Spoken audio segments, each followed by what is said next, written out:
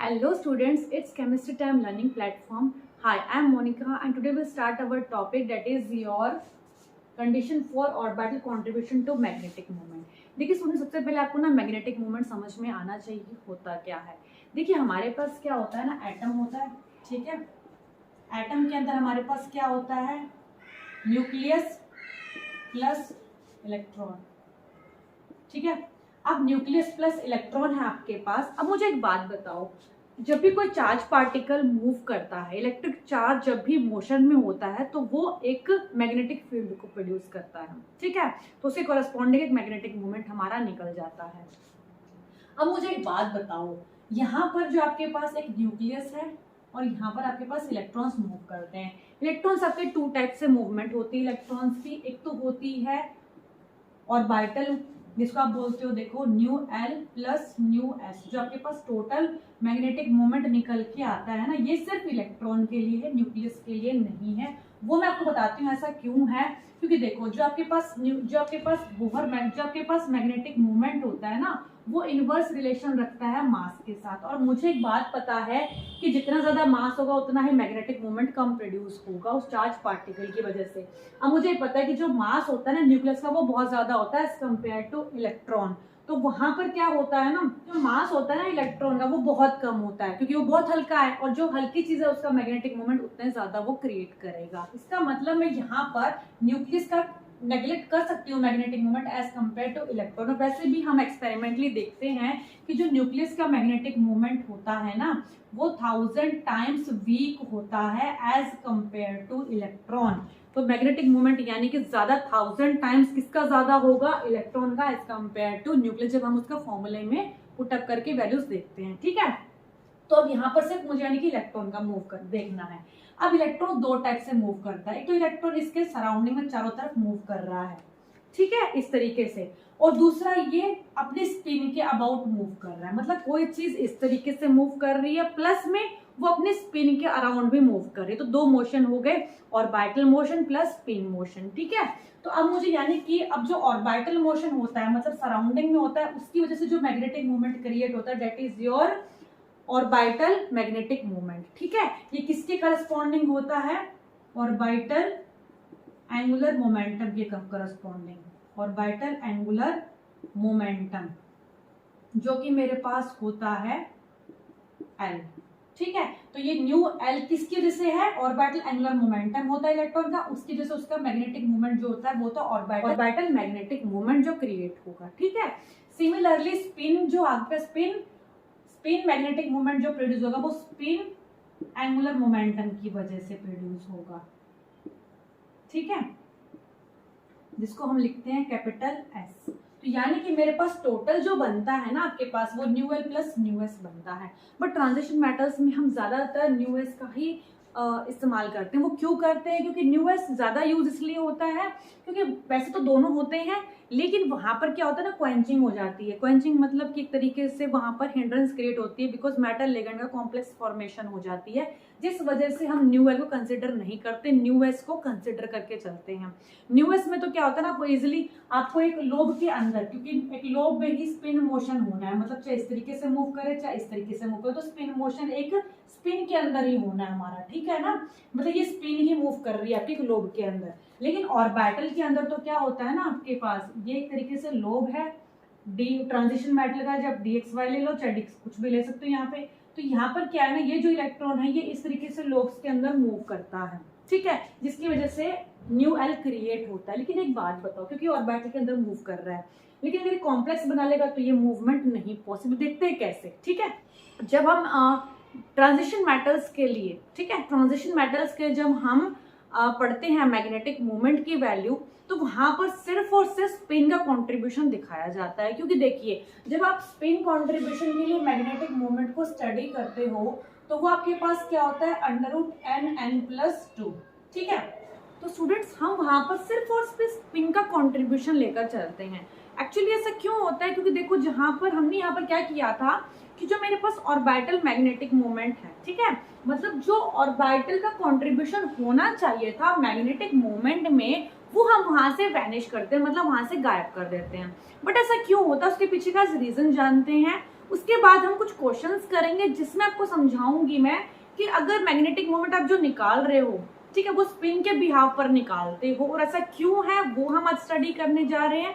और साथ ही साथ मैं आपको ये बताऊंगी कहीं पर आपका मैग्नेटिक मोमेंट स्लाइटली ज्यादा आता है एज कंपेयर टू जो आप निकालते हो स्पिन के अकॉर्डिंग। वो क्यों होता है? वो कंट्रीब्यूशन की वजह से होता है ऑर्बिटल का, और वो कब रूल फॉलो होता है वो भी हम पढ़ेंगे, ठीक है। तो चलिए स्टार्ट करते हैं।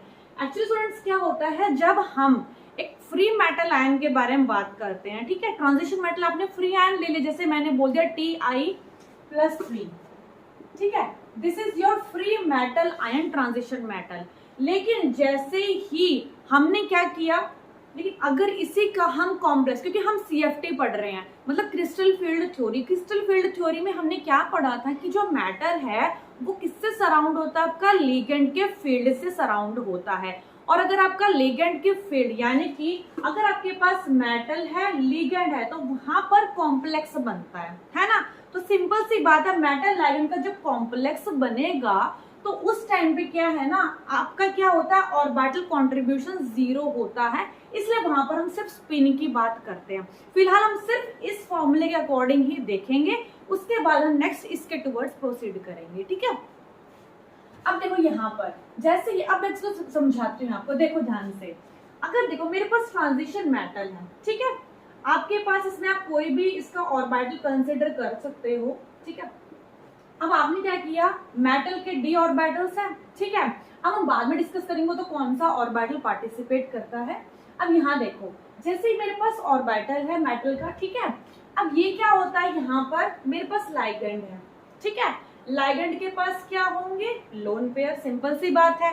अब मुझे ये पता है कि मेटल और लिगेंड के बीच में बॉन्डिंग होती है, ठीक, यानी कि मेरे पास इस तरीके से जो मेटल का वैकेंट ऑर्बिटल होगा और लाइगेंड का जो ऑर्बिटल होगा वो आपस में क्या करते हैं, बॉन्ड बनाते हैं, कोऑर्डिनेट बॉन्ड बनाते हैं, क्योंकि हम कोऑर्डिनेशन केमिस्ट्री में यही पढ़ते हैं कि मेटल लिगेंड के बीच में क्या होता है, कोऑर्डिनेट बॉन्ड होता है, क्योंकि लोन पेयर मेरे पास हमेशा लाइगेंड के पास होता है, क्योंकि मैंने आपको बताया था लाइगेंड ऐसी स्पीशीज होते हैं जिसके पास at least 1 lone pair of electrons होने चाहिए, ठीक है।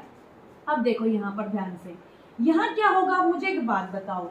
अब मेरे पास क्या था, मान लेते हैं मेरे पास मेटल के पास इलेक्ट्रॉन्स तो कुछ ना कुछ होंगे ही, है ना।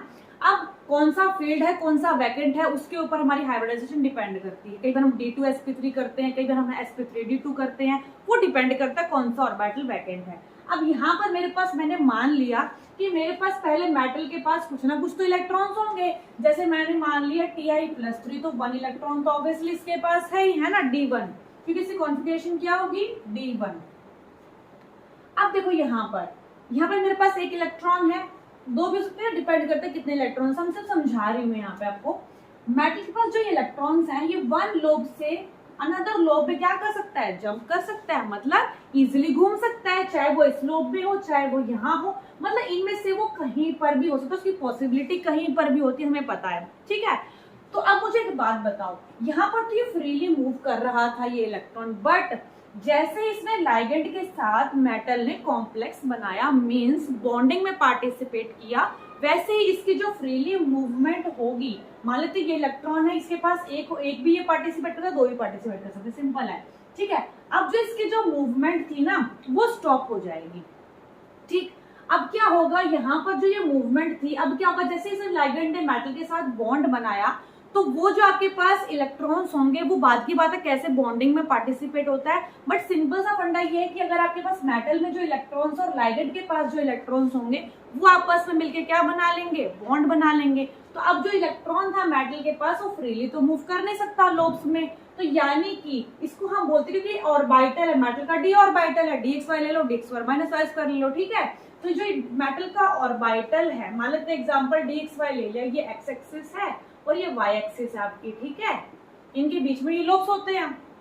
अब मुझे एक बात बताओ, यहाँ पर ये ऑर्बिटल में मूव कर रहा था, मतलब ये लोब्स के बीच में मूव कर रहा था, क्योंकि मेटल का d ऑर्बिटल है, d ऑर्बिटल में अगर मूव करेगा इलेक्ट्रॉन तो हम उसको क्या बोलेंगे कि वहां पर ऑर्बिटल मैग्नेटिक मूवमेंट होगा। मैग्नेटिक मूवमेंट क्यों होगा, मैग्नेटिक मूवमेंट आपको पता है किस वजह से प्रोड्यूस होता है, चार्ज स्पीशीज की होती है, क्योंकि इलेक्ट्रॉन एक चार्ज स्पीशीज है और अगर कोई चार्ज स्पीशीज मूव करती है तो वो मैग्नेटिक मोमेंट प्रोड्यूस करती है। तो अब मुझे एक बात बताओ, अगर ऑर्बिटल के अंदर जो इलेक्ट्रॉन्स हैं वो फ्रीली मूव कर पा रहे थे, तब तो मैं कह सकती हूँ मेरे पास मैग्नेटिक मोमेंट प्रोड्यूस होता है चार्ज पार्टिकल की वजह से। लेकिन जैसे ही वो आपके पास चार्ज पार्टिकल बॉन्डिंग में पार्टिसिपेट कर गया, ठीक है, मतलब मान लेते हैं इलेक्ट्रॉन इसका था, ये भी मान सकते हो आप, ठीक है।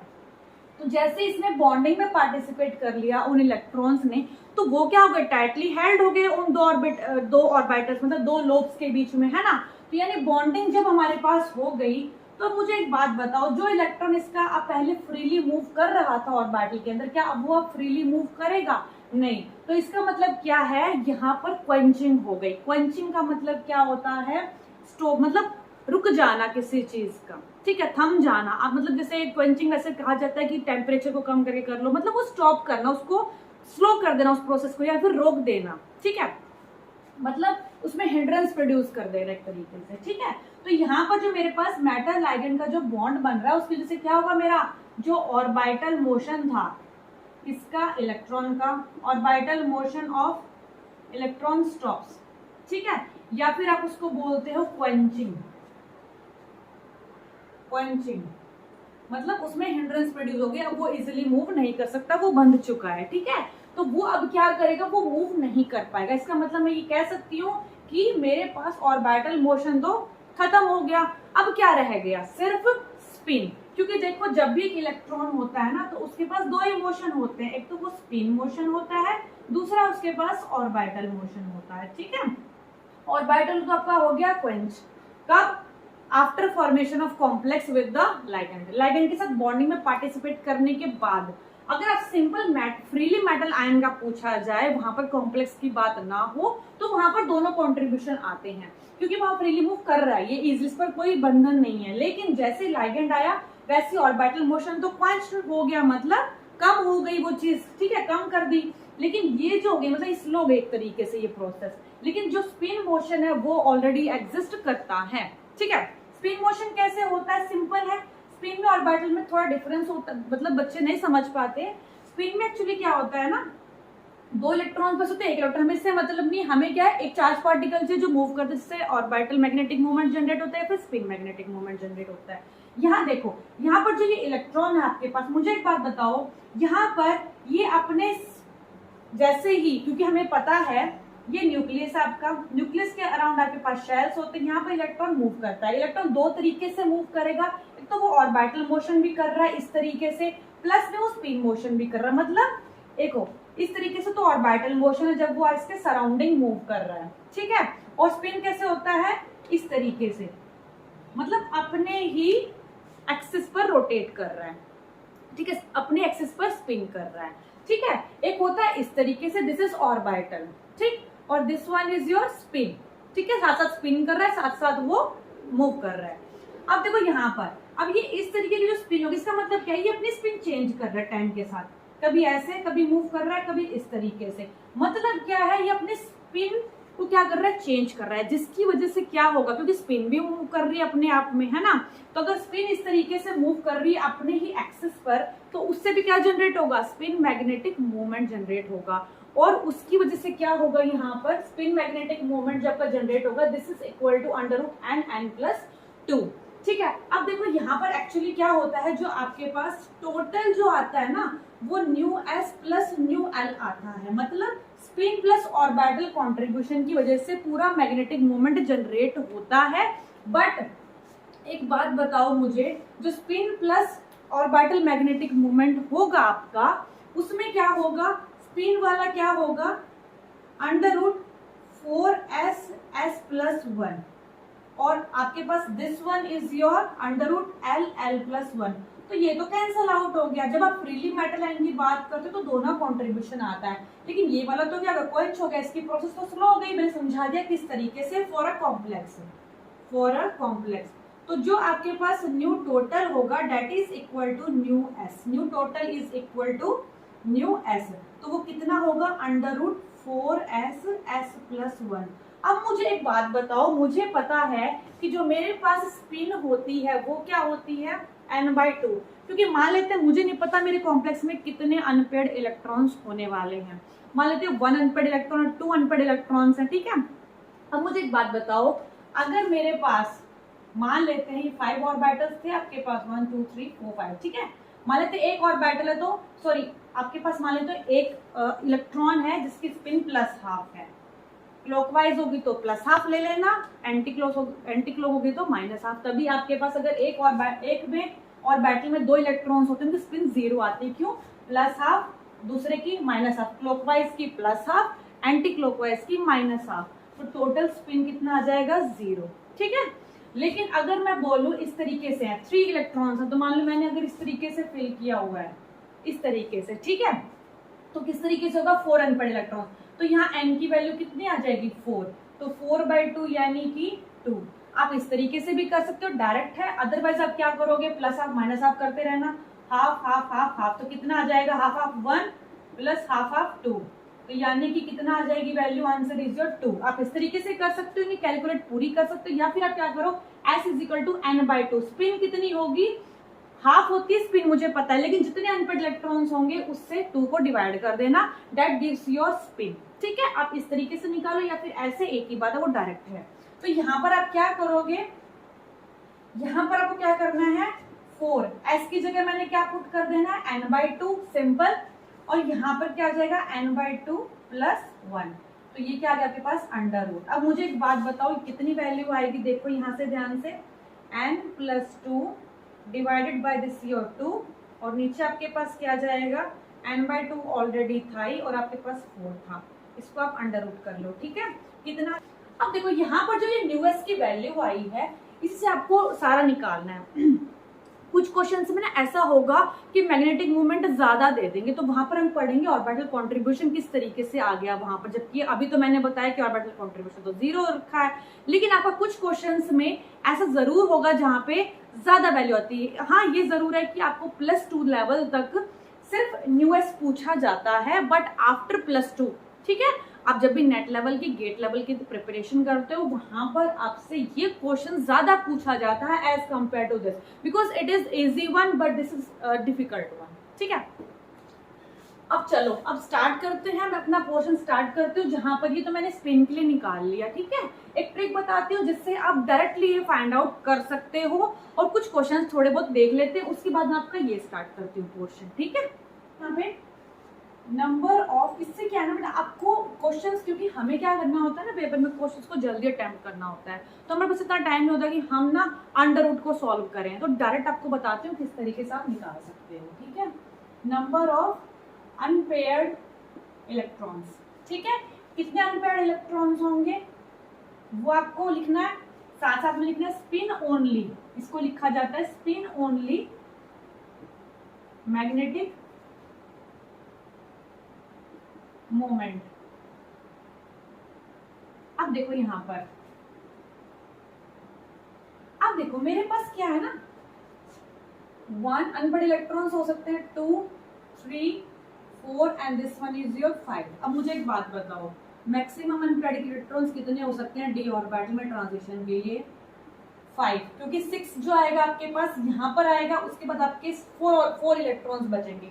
तो अगर आपके पास ये आ जाएगा d5 के लिए, this one is your for d4, this one is your for d3, this one for d2 and this one is d6। अगर this d6 आ जाए तो आप कैसे करोगे? देखो कहीं इसमें आप ये मत लगा देना, 4 इलेक्ट्रॉन्स आएंगे, सिमिलरली जो ये वाला होगा उतना ही इसका होगा, ठीक है। तो हम सिर्फ यहाँ तक पढ़ते हैं इसलिए, ठीक है। अब देखो यहाँ पे d1 में कितने इलेक्ट्रॉन्स है? 1। अब मुझे एक बात बताओ, फॉर्मूला क्या था मेरे पास? n+2 बोहर मैग्नेटॉन, ठीक है। अब देखो जो आपके पास √ आएगा वो कितना आएगा? 1 + 2, ठीक है, सिंपल। यहाँ क्या आएगा? 2 + 2, ठीक है। √ n+2 ध्यान रखना आपको, √ 3 + 2, √ 4 + 2, √ 5 + 2। तो इसको सॉल्व करने के बजाय डायरेक्ट ध्यान रखते हैं। देखो ये आपके पास आता है √3, 2 + 1 3, 1 3 आ जाएगा, ठीक है। √3 अंडर रूट 3 की तो सिंपल सी वैल्यू होती है 1.732 बोहर मैग्नीट्यूड। इसकी वैल्यू तो आपको याद रखनी पड़ेगी 1.732, बहुत इजी है। जैसे अंडर रूट 2 की वैल्यू कितनी होती है 1.414, तो अंडर रूट 3 की आती है 1.732 को, तो कुछ आपको थोड़ा बहुत याद रखना चाहिए, ठीक है।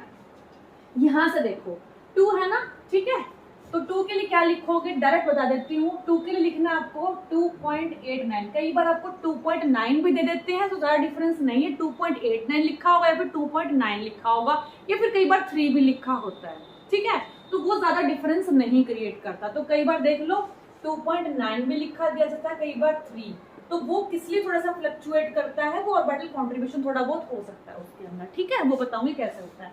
अब यहाँ देखो इसको कैसे याद रखोगे, जो भी आपका है ना उसको कितना कर दोगे, 3 से 3.9, 4 से 4.9, 5 से 5.9, ठीक है, तो 3.89 भी लिखा मिल सकता है या फिर अप्रोक्सीमेटली 3.9 लिखा मिल सकता है, 4 भी लिख सकते हैं, ठीक है। 4 के लिए मतलब क्या है आपका, हमेशा देखो कई बार ना बच्चे क्या गलती कर देते हैं, जैसे इसको 4.9 लिख लो, इसको 5.9 लिख लो, ठीक है, इसका कितना आएगा 4 वाले का, मुझे एक बात बताओ, जितना ये आया दैट इज योर 4.9 इस वाले का, ठीक है। कैसे ध्यान रखो, तो कई बार बच्चे क्या करते हैं ना, कई बार 5 दे देते हैं, पूछते हैं कि और जो स्पिन ओनली मैग्नेटिक मोमेंट आपका 5 आ गया तो आप वहां पे अनपेड इलेक्ट्रॉन्स बताओ, तो 5 आने पर बच्चे 5 ही लिख के आ जाते हैं, ऐसा नहीं है। देखो ध्यान से 4.9 है ना, 4.9 is approximately equal to you can say 5, तो 5 आपका कैसे आएगा जब अनपेड इलेक्ट्रॉन्स 4 होंगे ना कि 5 में तो 5.9 समथिंग आता है, मतलब अप्रोक्सीमेटली 6 के नियर अबाउट आता है, बट ज्यादातर आपको यही वाली पॉइंट में वैल्यूज दी जाती हैं, ठीक है।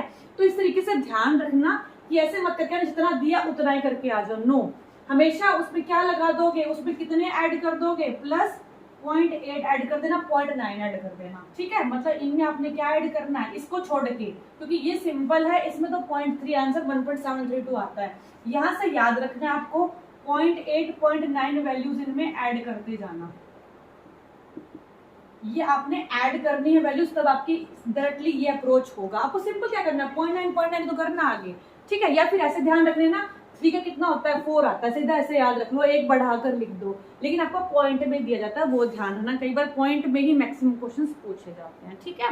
जैसे मैं आपको क्वेश्चंस देती हूँ, क्वेश्चंस कर लें थोड़े से ट्राई, ठीक है। तो यहाँ पर हम ना इनका मैग्नेटिक मूवमेंट निकालेंगे। अब यहाँ सिंपल सी बात है, कॉम्प्लेक्स बना हुआ है लाइगेंड के साथ, क्रिस्टल फील्ड थ्योरी लगनी है यहाँ पे। अब देखो यहाँ पर आपको CFT ही यूज करनी है, मुझे तक से पूछा ना जाए कुछ और थ्योरी के बारे में, ठीक है। तो यहाँ देखो यहाँ मेरे पास क्या बनेगा, निकालो, x रुथीनियम को मैंने x मान लिया, तो इन पे -1 जाए तो -6 दैट इज इक्वल्स टू -4, तो your x comes out to be क्या +2, ठीक है।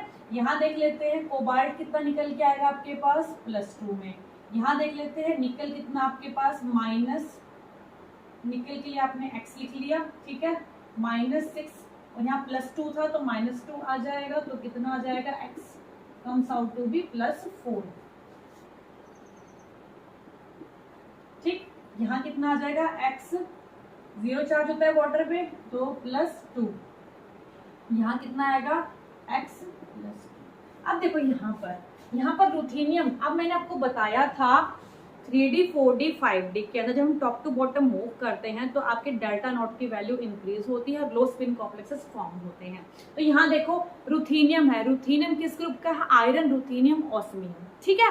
तो रुथीनियम किसका है, 4D का एलिमेंट है, और 4D में आपको पता था लो स्पिन ही बनता है। तो यहाँ पर जो आपके पास Ru+2 रुथीनियम बनेगा, वो क्या बनेगा आपके पास, लो स्पिन, इसलिए आपको मैंने बताया था क्योंकि आपको मैग्नेटिक मोमेंट निकालने में हेल्प होगी, ठीक है, क्रिस्टल फील्ड थ्योरी से। रुथीनियम लो स्पिन है मेरे पास, ठीक है, यानी कि अगर मैं इसका, जैसे मेरे पास T2G और EG दोनों होते हैं ना, तो T2G this is your T2G और EG आपका वैकेंट रहने वाला। देखो कैसे रुथीनियम में क्या होता है, रुथीनियम में कितने इलेक्ट्रॉन्स होंगे, 6 होंगे, कि जैसे Fe2 पॉजिटिव है उसका निकाल लो तो कितने इलेक्ट्रॉन्स आ जाएंगे, 6 इलेक्ट्रॉन्स आ जाएंगे। ये ध्यान रखना है, अगर आपने ना पेयरिंग अगर आपने इस तरीके से कर लिया ना तो आपको टोटली रॉन्ग होगा, अगर आपने पहले इस तरीके से कर लिया तो दिस इज टोटली रॉन्ग, ठीक है ना, इस तरीके से करना है जो आपको सिखाया गया है लो स्पिन के अंदर। तो यहाँ पर जिसका मैग्नेटिक मूवमेंट होगा comes out to be 0 Bohr magneton,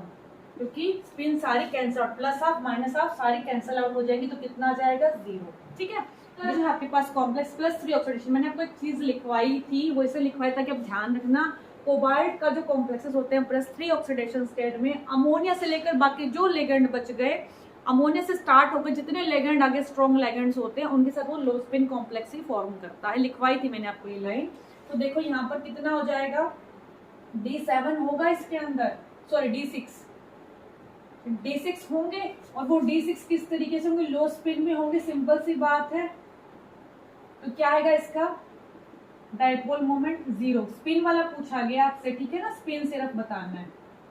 यहाँ देखो, यहाँ पर आपके पास +4, ये भी एक लाइन लिखवाई थी कि जितने भी ट्रांजिशन मेटल्स होते हैं अगर वो आपके +4 ऑक्सीडेशन स्टेट में है, बहुत ज्यादा ऑक्सीडेशन स्टेट, उससे ज्यादा +4 और मोर देन +4 ऑक्सीडेशन स्टेट होंगे, वो सारे लो स्पिन कॉम्प्लेक्स बनाते हैं। इसलिए मैंने सारी लाइन से लिखवाई थी ताकि आपको वो यहाँ पर यूज कर सको, क्योंकि बच्चे गलत निकाल कर आते हैं और वही क्वेश्चन दिया जाता है क्वेश्चन पेपर में जो आप गलत करोगे 100%, क्योंकि ये क्वेश्चन मोस्टली पूछा जाता है जो गलत करके आते हैं।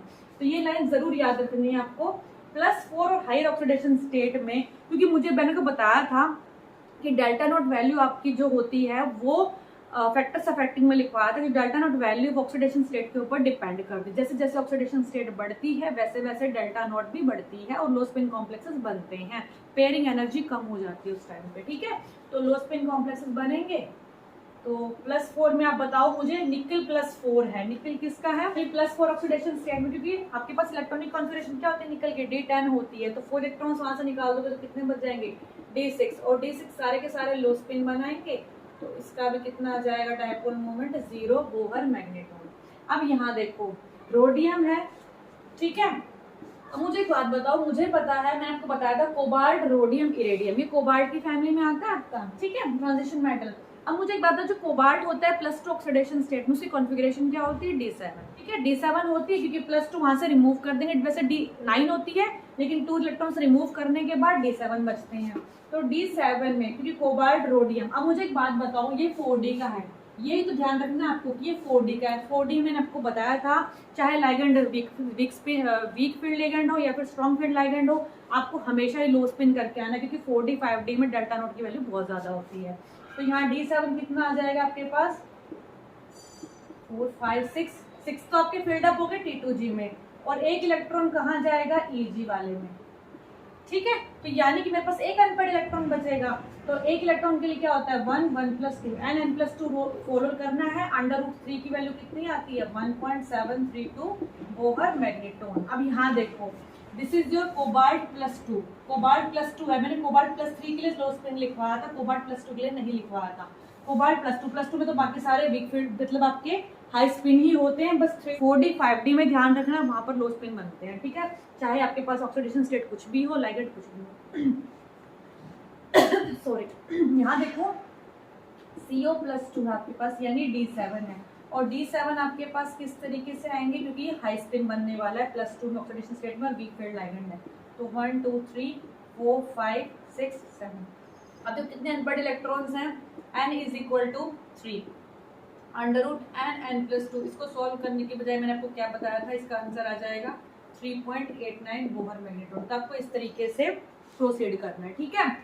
अब हम नेक्स्ट मूव करते हैं कि ऑर्बिटल कंट्रीब्यूशन किस तरीके से देखा जाता है। वैसे आपको +2 लेवल तक इतना ही है, ज्यादा नहीं पूछा जाता, बट कई बार हम ये बोलते हैं ना कि 3.89 वैल्यू आ रही, कई बार 4 दे देगा, कई बार 4.2 दे देगा, तो वो किस वजह से आ रही। वैसे तो आप समझ जाओगे, क्योंकि देखो ऑब्वियसली 4 अगर अनपेड इलेक्ट्रॉन्स होंगे तो 4.89 आएगी, उससे कम तो आ नहीं सकती। तो ऑब्वियसली वो आंसर क्या होगा, किसका होगा, D7 का ही होगा, मतलब जहाँ पे इलेक्ट्रॉन्स कितने होंगे 3 होंगे, 3.89 हो 4.2 हो, तो ऑब्वियसली वो किसका ही आंसर निकल के आएगा आपके पास, इसी का। लेकिन कंफ्यूजन क्रिएट होगी कि ज्यादा कैसे आ गया, तो वहां पर वो ऑर्बिटल कंट्रीब्यूशन को कंसिडर किया जाता है, तो वो आज हम देखेंगे कैसे किया है। तो लिखो कंडीशन क्या होती है, देखो ध्यान से, यहाँ पर लिखो कंडीशंस, कि कई बार हमारा मैग्नेटिक मोमेंट जितना हम सोचते हैं ना, क्योंकि हम स्पिन से निकाल रहे हैं, टोटल मेरे पास क्या होगा µs + µl, लेकिन हमने अभी बताया कंटिन्यूस µl तो कंट्रीब्यूशन अकाउंट होता नहीं है, बट कुछ स्पेसिफिक जगह है जहां पर आपका µl कंट्रीब्यूशन दिखाया जाता है। एक्चुअली क्या ना, CFT में हम ये चीज स्टडी कर लेते हैं क्योंकि बीबीटी जो वैलेंस बॉन्ड थ्योरी आपके पहले आती है ना सीएफटी से, उसमें क्या है ना, सिर्फ स्पिन ओनली मैग्नेटिक मूवमेंट को ही शो किया जाता है, वहां पर ऑर्बिटल कंट्रीब्यूशन काउंट नहीं करते। लेकिन सीएफटी ने हमें बताया कि किस तरीके से हम काउंट कर सकते हैं ऑर्बिटल मैग्नेटिक मूवमेंट को भी। ठीक है, तो देखिए कैसे करते हैं। अब कंडीशंस क्या क्या होती हैं लिख लेना, इसकी कंडीशंस लिख रहे हैं। ठीक है, क्या है ना, जो हम ऑर्बिटल के बारे में स्टडी करते हैं क्योंकि मेरे पास 5 जो डी ऑर्बिटल्स होते हैं वो आपके पास 5 होते हैं। कौन कौन से? D x y, d y z, d x z, d x square minus y square और डी जेड स्क्वायर। ठीक है, अब देखो ध्यान से जो आपके पास म्यूचुअली ट्रांसफरेबल, एक आपके पास लाइन आती है म्यूचुअली ट्रांसफरेबल। अब एक्चुअली क्या होता है ना, मेरे पास, मैं आपको बाद में लिखवाती हूँ, पहले समझाती हूँ। ये देखो यहाँ पर this is your x axis, this is your y axis. ठीक है, this is your d x y, this is your d y z. क्योंकि मैं परपेंडिकुलर नहीं शो कर रही हूँ तो सिर्फ बोर्ड पर ही शो कर रही हूँ अलग अलग एक्सिस, तो आप ये सोच लेना कि तीनों दूसरे के परपेंडिकुलर ही हैं। ठीक है, और this is one is your Z x, ताकि कोई इजीली समझ में आए। ठीक है, ये मत सोचना कहीं मैंने इसको एक्स कर दिया कभी वाई कर दिया एक्सिस को, ऐसा नहीं है। एक्चुअली क्या, तीनों परपेंडिकुलर होते हैं, तो आप एक में भी शो कर सकते हो। तो देखो जैसे एक्स वाई के बीच में है, ठीक है, और ये जेड वाला होगा तो वाई जेड के बीच में कहां पर आएगा, इस तरीके से। तो मैं शो नहीं कर सकती, इसलिए ब्लैक बोर्ड पे मैंने, क्योंकि प्लेन आपका 2D होता है और ये आपका 3D में समझाने के लिए होती है चीजें। ठीक है, तो एक्चुअली यहाँ पे जेड है, एक्स जेड के बीच में यहाँ पर ऑर्बिटल्स होंगे। ठीक है, जिस तरीके से शो किया जाता है, तो इसको अलग अलग तरीके से समझा सकते हैं। अब देखो यहाँ पर क्या होता है, यहाँ पर क्या है ना, ये एक्स एक्सिस से मुझे बताओ ये कितना एंगल है। This is your 45 degree. Fine, ये पूरा कितना है, वाई और एक्स के बीच में 90 डिग्री होता है, तो मैंने हाफ कर दिया 45 डिग्री, क्योंकि देखो ये एक्सिस इस तरीके से है, दिस इज योर 90 डिग्री। अब आपका यहाँ से ये लोब इस तरीके से, तो this one is your 45 degree. Fine, तो ये जो 45 डिग्री है, मुझे एक बात बताओ, अगर मैं इसी को, ठीक है, मुझे इससे इसमें कन्वर्जन लेकर आना है, मतलब एक्स वाई से वाई जेड और वाई जेड से मुझे जेड एक्स में कन्वर्जन लेके आना है, मतलब आपस में ट्रांसफर करना है। तो कैसे कर सकती हूँ मैं, देखो ये जो मेरे पास है ना, यहाँ देखो। अब मुझे एक बात बताओ, ये एक्सिस के बीच में इस तरीके से है ना, अब मुझे क्या करना है, क्या करूंगी, इसको अगर मुझे 90 डिग्री पर मैं लेकर आऊं तो ये वाला लोब यहाँ आ जाएगा, ये वाला लोब यहाँ पे। अब अगर आपको 3D में समझना, 3D में समझ सकते हो। यहाँ पर जैसे मेरे पास z एक्सिस है, this is x y and this one is your z, तीनों 90 डिग्री पर, सिंपल सी बात है, वाला है। और आपके पास एक लोब यहाँ आएगा, क्यों, क्योंकि देखो y और z के बीच में जो लोब आएगा वो यहाँ कुछ आएगा आपका, है ना, दोनों के बीच में आएगा, सिंपल समझ सकते हो। अब मुझे एक बात बताओ, इनके बीच में कितना एंगल हो जाएगा, यहाँ पे 90 डिग्री। जैसे देखो सिंपल से समझ सकते हो, अगर इनके बीच में ऑब्वियसली, क्योंकि सारे आपस में क्या है 90 डिग्री के बीच में, ये भी 90 डिग्री है, ये भी 90 डिग्री, तो ये भी 90 डिग्री, और जो नेक्स्ट आपके पास ये सारे बनेंगे, ये भी देख लो यहाँ से 90 डिग्री 90 डिग्री। ठीक है, तो सारे आपस में किस तरीके से होंगे, 90 डिग्री फॉर्म कर रहे होंगे। तो मैं कह सकती हूँ, अगर मैं इनको रोटेट करना चाहूँ आपस में तो 90 डिग्री पर रोटेट कर सकती हूँ। तो 90 डिग्री रोटेट करते ही क्या होगा, मेरे पास कन्वर्जन पॉसिबल है तीनों का आपस में। तो इसलिए मैं कह सकती हूँ कि इससे सारे जो है, मतलब d x y, d y z, d z x, not d x square minus y square. देखो ध्यान से, ये आपके पास हो गया एक्स वाई, तो ये वाला आपके पास d x square minus y square होता है। इसमें अगर कन्वर्जन करना है तो मुझे एक बात बताओ, 40 डिग्री पर आते ही एक्सिस पर आएंगे, तो 45 डिग्री पर ही कन्वर्जन होता था, क्योंकि ये सारे क्या है, थीटा 90 डिग्री पर अगर आप इसको बार बार लेकर जाओगे तो सारे आपस में कन्वर्टेबल हैं। तो इसका मतलब मैं ये कह सकती हूँ कि जो मेरे पास d x y, d y z और डी एक्स जेड, ये क्या है, म्यूचुअली ट्रांसफरेबल। ठीक है, मतलब अब इतना समझ आया कि d x y, d y z, d x z, ये तीनों आपस में म्यूचुअली ट्रांसफरेबल है। मतलब ये किसमें आते हैं, T2G ऑर्बिटल के अंदर। तो यानी कि मैं ये कह सकती हूँ कि T2G वाले जो होते हैं आपके, ये आपस में म्यूचुअली ट्रांसफरेबल है।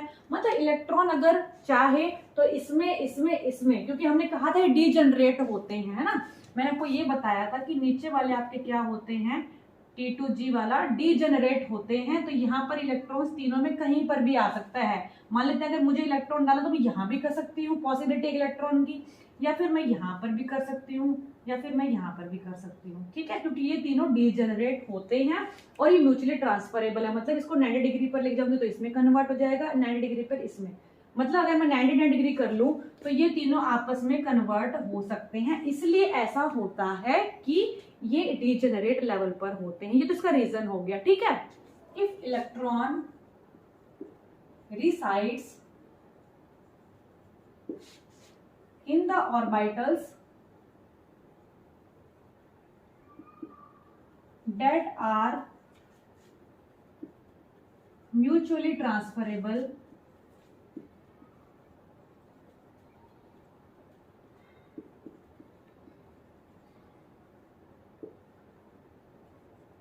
अब इसका मतलब मैंने क्या बताया, अगर इलेक्ट्रॉन डिसाइड करता है in the orbitals that are mutually transferable, मतलब क्या है, dxy, क्योंकि कन्वर्ट वही होंगे आपस में, ठीक है, dxy, dyz एंड dxz, यानी कौन से वाले होंगे, T2g।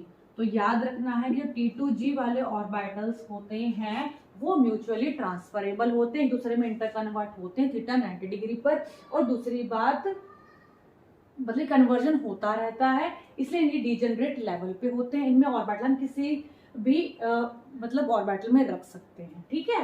तो यहाँ पर क्या है ना, अगर देखो यहाँ पर मैंने एक इलेक्ट्रॉन रख दिया, या फिर यहाँ रख दिया, या फिर यहाँ रख दिया, तो वहां पर ऑर्बिटल कंट्रीब्यूशन दिखता है, क्योंकि ऑर्बिटल क्या है, मैंने आपको अभी बताया था, यहाँ पर अगर आपका इस तरीके से इलेक्ट्रॉन अगर यहाँ इजीली मूव कर रहा है, इसका मतलब 90 डिग्री पर ही मूव कर रहा है कहीं ना कहीं, ये दिख रहा है आपको आराम से, है ना, 90 डिग्री पर ही मूव कर रहा है और लोब में, तो ऑब्वियसली मुझे पता है कि ये भी सारे इंटर कन्वर्जन कहाँ हो रहे हैं, 90 डिग्री पर ही हो रहे हैं, तो इलेक्ट्रॉन इजिली मूव कर जाता है आपका। तो यहाँ पर फ्रीली मूवमेंट हो रही है, तो थोड़ा बहुत मतलब क्वेंचिंग तो होगी ऑब्वियसली, लेकिन थोड़ा बहुत ऑर्बिटल कॉन्ट्रीब्यूशन सिर्फ इसी वजह से आता है, जो थोड़ा बहुत आपको दिखता है, ठीक है।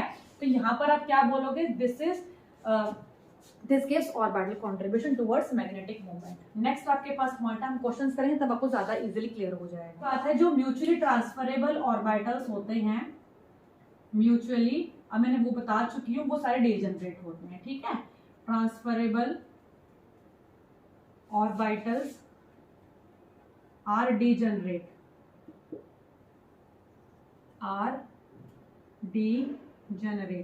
ठीक है। नेक्स्ट थर्ड आपके पास आता है, ऑर्बिटल शुड नॉट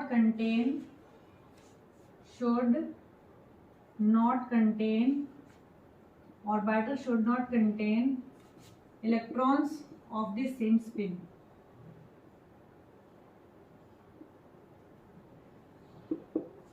जैसे देखो, इसका मीनिंग थोड़ा ध्यान से समझना क्या होगा, देखो ध्यान से, अगर मेरे पास ये हुआ, अगर मेरे पास इलेक्ट्रॉन इस तरीके से, क्योंकि पहले आपने हंट्स रूल पढ़ा होगा कि पेयरिंग पहले नहीं करनी, आपको पहले सिंगली फील्ड ही करना है, तो T2g में तो आप सिंगली फील्ड ही करोगे पहले तो, ठीक है, और स्पिन एक जैसी रख लेना इसकी। अब देखो यहाँ पर आपने T2g3 कर लिया, D3, ठीक है। अब मुझे एक बात बताओ, ये वाले जो हैं, अब orbital should not contain electrons of the same spin, इसका मतलब क्या है, अगर आपके तीनों के तीनों डीजेनरेट सेम स्पिन से फिलअप हो चुके हैं, ठीक है, तो वहां पर ऑर्बिटल कंट्रीब्यूशन नहीं काउंट किया जाता। ऐसा क्यों है, देखो, क्योंकि अब मुझे एक बात बताओ, तीनों में ना एक एक इलेक्ट्रॉन्स आ चुके हैं, अब जो फोर्थ इलेक्ट्रॉन आपका आएगा ना, वो तो आपका किस तरीके से आएगा, दूसरी स्पिन में आएगा, वो तो इजीली घूम सकता है, कोई प्रॉब्लम नहीं है। बट एक बात बताओ मुझे, अब मेरे पास एक ऑर्बिटल इस तरीके से dxy, दो का समझा देते हैं, आपको तीसरा समझ में आ जाएगा, ठीक है, मैंने वाले दो है मेरे पास। अब देखो यहाँ पर क्या है ना, एक इलेक्ट्रॉन यहाँ है, ठीक है, वो फर्दर कहाँ जा सकता है, इसी वाले में इंटर कन्वर्ट हो गया, ये dxy आपके पास, dyz के अंदर भी एक इलेक्ट्रॉन डाल दिया आपने, और dyz के अंदर भी एक इलेक्ट्रॉन डाल दिया आपने, ठीक है। अगर ऐसा हो गया तो अब मुझे एक बात बताओ, जो मूवमेंट मेरी फिजिबल हो रही थी, अब देखो अगर ये इलेक्ट्रॉन मूव भी करता है ना पूरे लोब में तो कोई दिक्कत नहीं, मूव कर रहा है, लेकिन अब मुझे क्या करना है, एक बात बताओ, जो थर्ड इलेक्ट्रॉन, अब मेरा जो इलेक्ट्रॉन यहाँ से यहाँ मूव कर रहा था अलग अलग ऑर्बिटल्स के अंदर, जा सकता था डीजनरेट होते हुए, तो इजिली आपका ऑर्बिटल कंट्रीब्यूशन हो रहा था। लेकिन यहाँ क्या है ना, अगर आपके पास एक इलेक्ट्रॉन एक्स्ट्रा और डाल दूंगी ना मैं, तब तो कोई प्रॉब्लम होगी नहीं। लेकिन 3 है यहाँ पर, जो अगर सेम स्पिन की सारा फिलअप हो चुका है सेम स्पिन के अकॉर्डिंग, तो यहाँ पर आपके पास जो इलेक्ट्रॉन्स होंगे वो यहाँ से अगर यहाँ जाना चाहेगा सेम स्पिन में तो नहीं जा सकता, यहाँ से जाना चाहे तो यहाँ पर नहीं जा सकता। इसका मतलब अपोजिट तो आएगा, कोई दिक्कत नहीं है, इसका तो है ठीक है कंट्रीब्यूशन, ये कंट्रीब्यूशन करता है। क्यों करता है? क्योंकि एक अनपेयर्ड दूसरे मूव करेगा तो यहाँ पर ये इजीली मूव कर सकता है। तो एक तरीके से आपको क्या करना है, समझना यही है कि अगर T2G में 3 इलेक्ट्रॉन्स हैं और वहां पर अब जाने की जगह नहीं, क्योंकि देखो यहाँ पर अब ये वाला उठकर यहाँ नहीं जा सकता और ये वाला उठकर ना तो यहाँ जा सकता। वो क्यों नहीं जा सकता? क्योंकि मेरे पास ये इस तरीके से कुछ हो जाएगा। अगर ये यहाँ पे मैंने मान लिया ये वाला इलेक्ट्रॉन जो है उठकर यहाँ चला गया, ठीक है, तो ये तो पॉसिबिलिटी होती ही नहीं है। या फिर मैंने बोल दिया कि मेरे पास सेकंड इलेक्ट्रॉन जो है ये ऐसा है, सेकंड इलेक्ट्रॉन मैंने बोल दिया थर्ड में चला गया, स्पिन तो अपने आप अपोजिट कर नहीं लेगा, वो तो फोर्थ इलेक्ट्रॉन आएगा तब जाके स्पिन अपोजिट होती है, क्योंकि हर्ट्ज रूल ब्रेक हो जाएगा, वहां पर वायलेट हो जाएगा। ठीक है, तो यहाँ पर आपका इस तरीके से क्या हो सकता है पॉसिबल, वो समझ लिया तो यहाँ से समझ लो क्या ऐसा पॉसिबल हो सकता है? नहीं ना, क्योंकि इलेक्ट्रॉन की एनर्जी तभी कम हो मिनिमम होती है जब उसकी स्पिन क्या होती है, 0 होती है, क्योंकि वो रिपल्शन नहीं क्रिएट करते। अगर सेम स्पिन के होते हैं तो रिपल ज्यादा करते हैं, तो वो एग्जिस्ट नहीं कर पाते एक ऑर्बिटल में। तो इसलिए हम स्पिन हमेशा ही इस तरीके से शो करते हैं, ना कि इस तरीके से। तो यहाँ पर ये उठकर यहाँ गया तो वो इस तरीके से कुछ बन जाएगा, तो D3 वाला नहीं हो सकता।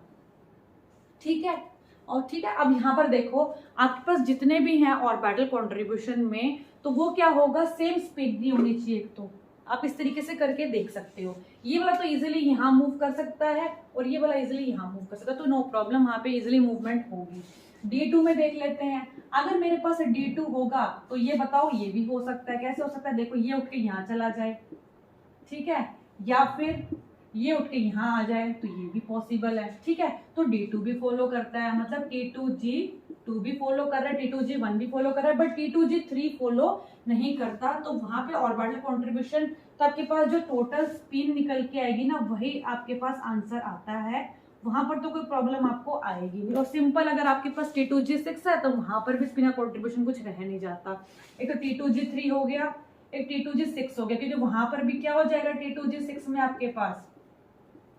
अब मुझे एक बात बताओ, यहाँ पे कोई इलेक्ट्रॉन ही नहीं जो वहां पे मूव कर सके, ठीक है ना, ये ना तो यहाँ जा सकता क्योंकि 3 इलेक्ट्रॉन नहीं एग्जिस्ट करते एक ऑर्बिटल में, तो T2G6 वाला भी नहीं करता फॉलो। T2G5 वाला देखो, T2G5 वाला देख लेते हैं। अब मुझे एक बात बताओ, 1 2 3 4 5, हाँ कर सकता है। कैसे? ये वाला इलेक्ट्रॉन उठ के यहाँ आ सकता है, जो आपके पास दूसरी स्पिन का है वो किस तरीके से फॉलो होगा, कुछ इस तरीके से फॉलो हो जाएगा, है ना। तो यहाँ पर T2G5 भी करता है, T2G4 करता है, कर सकता है। तो यानी कि सिर्फ 2 ही जो नहीं करते, T2G6 वाला और ये वाला, और EG वाला को काउंट करना ही नहीं है, क्योंकि उसमें क्या होता है ना, वो म्यूचुअली ट्रांसफरेबल नहीं होते। जो D square minus y square होता है और EG वाला होता है वो म्यूचुअली ट्रांसफरेबल नहीं होते एक दूसरे में, हालांकि डीजनरेट होते हैं बट म्यूचुअली ट्रांसफरेबल नहीं होते, तो वहाँ कंसेप्ट नहीं फॉलो होता, वहाँ मूवमेंट इस तरीके से नहीं हो सकती। यहाँ पर जबकि ये आपस में कन्वर्ट होते हैं, तो सिर्फ ये T2G वाले में ही फॉलो होता है, रूल हमेशा याद रखना। ठीक है, चलिए कुछ क्वेश्चन इसके ऊपर ट्राई करते हैं। पहला हमारा फर्स्ट क्वेश्चन है, there are 3 unpaired electrons in CuH2O6 positive 2 and calculated magnetic moment is this 3.87, which is, देखो 3 unpaired electrons हैं, तो मैंने आपको बताया था मैग्नेटिक मोमेंट कितना होगा, 3.89 समथिंग, है ना। तो ठीक है, which is quite different from experimental value of 4.40 magnetic Bohr magneton, because ऐसा क्यों हुआ? देखो यहाँ पर मैंने आपको बताया था ना कि कुछ थोड़ा सा फ्लक्चुएशन हो सकती है। अब यानी कि ये इतने से 3.87 से 4.40 चला गया, लेकिन होंगे तो 3 बड़े इलेक्ट्रॉन से, क्योंकि 4 में तो 4.9 आंसर आता है आपका। ठीक है, तो वैसा क्यों हुआ, रीजन पूछा गया है। D transition, no. Change in orbital spin of electron, देखो यहाँ पर आंसर ये वाला नहीं होगा। ऐसा कब होता है? देखो change in orbital spin of electron तब होता है जब कॉम्प्लेक्स नहीं बनता, मेटल फ्री होता है, लेकिन यहाँ पर तो कॉम्प्लेक्स बना हुआ है, तो यहाँ पर ये वाला चीज नहीं होती, पंचिंग होती है आपकी। Decrease in number of unpaired electrons, no, गलत। Some contribution of orbital motion of electrons to the magnetic moment, yes, क्योंकि देखो आपके पास 3 अनपेयर्ड इलेक्ट्रॉन्स हैं,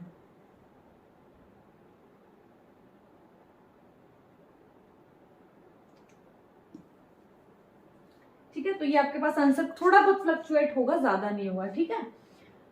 A transition metal complex show a magnetic moment of 5.20 Bohr magneton at room temperature.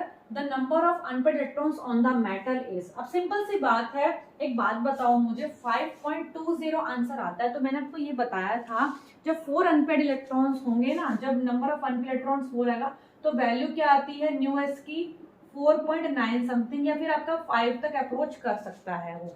तो यहाँ पर answer कितना आएगा 4, ठीक है। वो कॉन्ट्रीब्यूशन थोड़ा बहुत मैंने आपको बताया ऑर्बिटल का हो सकता है, लेकिन क्वेंचिंग तो होती ही है। नेक्स्ट देखो, the expected new spin magnetic moment for this complex is 2.83 Bohr magneton, मतलब मुझे ये वैल्यू दे दी। अब मुझे ये यहाँ से एक चीज तो पता चल गई, नंबर ऑफ इलेक्ट्रॉन्स यहाँ से 2 होंगे, क्योंकि आंसर कितना है 2.83 बोहर मैग्नेटॉन। तो total number of unpaired electrons in this complex is 2। यहाँ से आप कैसे भी कर सकते हो, नंबर ऑफ अनपेड इलेक्ट्रॉन से आप मैग्नेटिक मोमेंट निकाल सकते हो, मैग्नेटिक मोमेंट से अनपेड इलेक्ट्रॉन्स निकाल सकते हो। नेक्स्ट देखो, the complex that is expected to show orbital contribution to overall magnetic moment. अब मुझे बताओ, ऑर्बिटल कंट्रीब्यूशन सब में नहीं होता, मैंने आपको 3 कंडीशंस लिखवाए हैं, सिर्फ वही होता है। अब देखो यहाँ पर अगर इसकी कॉन्फ़िगरेशन निकालोगे Cr पॉजिटिव 3, इसका आंसर कितना आएगा D3, ठीक है। D3 में यानी T2G3, क्योंकि लो स्पिन बन रहा है। T2G3 में होता है ऑर्बिटल कंट्रीब्यूशन, बिल्कुल नहीं होता। यहाँ देखो, यहाँ पर कितना है CO+2, यानी कितना आएगा D7, D7 यानी कि हाई स्पिन होगा, सिंपल सी बात है। तो 1 2 3 आगे आपके पास Eg में 4 5 6 7, तो यहाँ पे T2G5 आया आपके पास, तो यहाँ पर हो सकता है। यहाँ देखो इनकी कॉन्फ़िगरेशन निकालो, सीधा पुट करो वैल्यूज। निकल +2 कितना आ जाएगा आपके पास, D8 आता है, ठीक है। और यहाँ पर कितना आएगा वो देख लो एक बार, D9 आएगा आपके पास, है ना। और D9 में भी आपके पास क्या होगा ये देख लेना, 1 2 3 4 5 6 7 8 9, यहाँ पर भी फिजिबल नहीं है, ठीक है। D8 में फिजिबल ऑब्वियसली नहीं होगा, चाहे आप इसको कुछ कर लो 6 7 8, ये तो क्योंकि ना तो लो स्पिन होते ना हाई स्पिन होते ही, क्योंकि ये आप इसको ऐसे ही फिल करोगे। यहाँ पर भी फिल्ड अप है पूरे, D6 है, नहीं होगा। यहाँ पे भी D6 है, यानी T2G6 ये T2G6 बोला है मैंने D6 को, ठीक है। T2G6 है, यहाँ पे T2G6 है, तो नहीं होगा फॉलो। हाँ यहाँ देखो T2G5 आंसर आता है, क्योंकि आप इसको D7 करके देख लेना, 1 2 3 then 4 5 6 and this is your 7, तो ये वाला आपके पास यहाँ पर इलेक्ट्रॉन उठ के आ सकता है। इसका मतलब ऑर्बिटल कंट्रीब्यूशन सिर्फ कहाँ दिखेगा आपको, बी वाले ऑप्शन में, ठीक है। तो इस तरीके से अप्रोच करना है, क्वेश्चन को किसी भी तरीके से पूछ सकते हैं। तो आई होप आपको समझ में आया, क्लियरिटी बनी होगी। तो अगर आपको फिर भी कोई डाउट लगता है इस टॉपिक से रिलेटेड, तो आप मुझे कमेंट सेक्शन में लिख सकते हैं। और अगर आपको कोई ऐसा टॉपिक लगता है जो बहुत टफ है, तो वो भी आप मुझे कमेंट सेक्शन में बता सकते हैं, मैं उस पर भी आपकी एक वीडियो बना दूंगी, ठीक है। तो thanks for watching and keep watching my channel.